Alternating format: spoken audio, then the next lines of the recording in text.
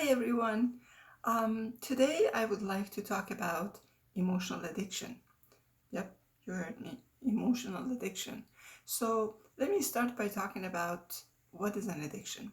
Addiction is a psychological and physical inability to stop consuming a chemical, drug, or a substance, regardless of the harm that it may cause. As the person or the individual continues the habit, the brain starts adapting to it. I won't go through the details of the addiction and how it takes place. I really don't want to take the chance of you guys taking a 5 minute nap on me. So now let's take a look at our bodies. We create a variety of chemicals during the day, each of which dictates our mood and our emotion. For example, we have our happy chemicals. We have endorphin, which masks the pain. We have dopamine, which is called a goal achieving chemical because it helps us focus and have clear thinking and memory. We have serotonin, the leadership chemical, and it is also responsible for feeling of guilt and shame. We have oxytocin, the love chemical, and this also helps our emotional bonding, reproduction activities, and trust in relationships. Emotions are essential for our survival. We have 8 primary emotions. We have anger, we have anticipation, we have joy, we have fear, we have trust, we have surprise, we have sadness, and we have disgust. Now, having said this, there's an intensity that is different for each one of these emotions. For example, we go through annoyance, then it becomes anger, then it becomes rage. Or on the flip side of this, we will experience serenity, then joy, and then ecstasy. So as the range changes, so does the intensity of that feeling.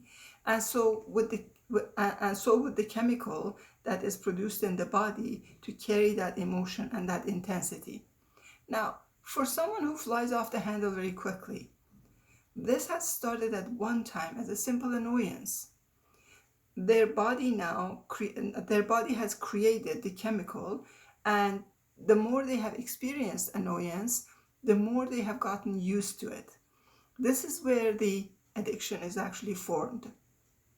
Now the person will look at things, actually will look for things to be annoyed, and in order to get that daily shot of that particular chemical, and little by little they will find more and more reasons to be annoyed. And once they have peaked, then they move to the next level of emotion, being anger and so on. So emotional addiction is quite serious actually, with a wide range of intensities. Most of us are really not aware of this addiction and feel as if that is the normal way to feel and progress. And we also feel totally justified in what we feel and why. The truth of the matter is that we can change the feeling of grief, for example, to ecstasy if we practice. Now, this needs to be done totally with awareness and very slow. Now, before I move into how this is done, I need to bring other emotional addictions that are somewhat hidden. We hear the news, for example, and we rush into bringing it to someone's attention, even if it is not supposed to be shared, right? This is when we have the need deep down to say, I know something you don't. Or when we judge something, and this most of the time comes from feeling or wanting to be recognized or appreciated or validated. Or someone starts telling a story and we jump to interrupt it, and we say, I've heard this before, I've seen it in such and such place, to stop repeating it, right? So that you can stop them from repeating it. Remember, all of these actions produce a feeling and an emotion, and they are created because of a certain chemical in the body. No feelings take place without a chemical reaction. So the first step, as with any addiction, is to accept that we have an issue. Then make the commitment to ourselves that we would really love to change this. Not I have to change it, but I would very much like to or love to change this. I have to has this forceful feeling and eventually becomes tiring and you give up. I would love to or I like to is a happy ending goal you're moving towards. So now the next step is to completely be aware of what you feel, how you feel during the day, and when that particular feeling creeps up on you. Before acting on the emotion, wait. Think and understand that this is nothing more than an addiction, and you're in control. Emotional freedom technique can also be useful and helpful at a time like this. Now, or it's called EFT as well. You can do a search, Google search on it. There's a lot of material on it. I may also make a video on it on how to tap for emotional freedom and so on. So now the goal is to reduce the intensity and the number of times this emotion appears throughout the day and in the coming weeks. This is why I'm saying it may take a while and hence it will require your complete commitment and awareness.